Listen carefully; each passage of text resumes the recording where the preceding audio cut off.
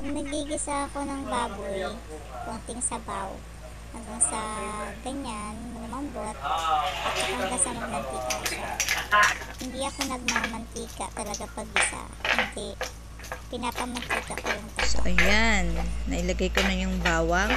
Sunod ko is sibuyas. Ayan ang sibuyas. Gisa-gisa na. To the next. Talagang nagmantika yung baboy niya. Wala akong nilagay dyan na kahit ano. And then, sunod ko is kamatis. Ayan na yung kamatis, guys. Gisa-gisa hanggang sa maluluto ang kamatis.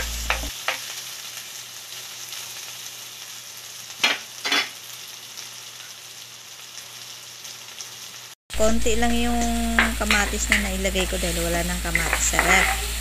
2 piraso lang yan. Ayan, antayin lang hanggang sa maluto yung kamatis.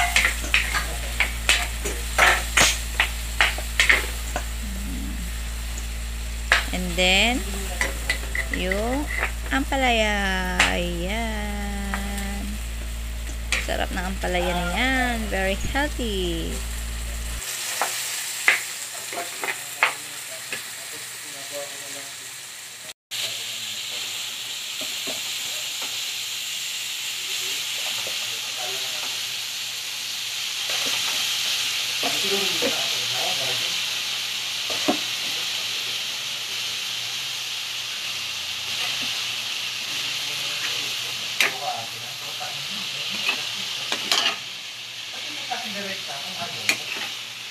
Hindi mo naman ito pang pasok na may para papahiyain na tayo.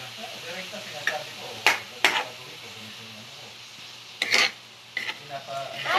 Mami, di ba this mas hindi? Hindi pa. Ayan na ang aking ginisang ampalaya. So yummy.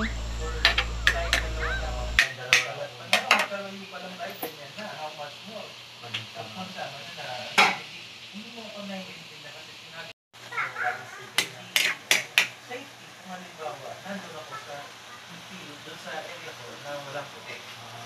Kasi ano dyan, yung mga bato, pagka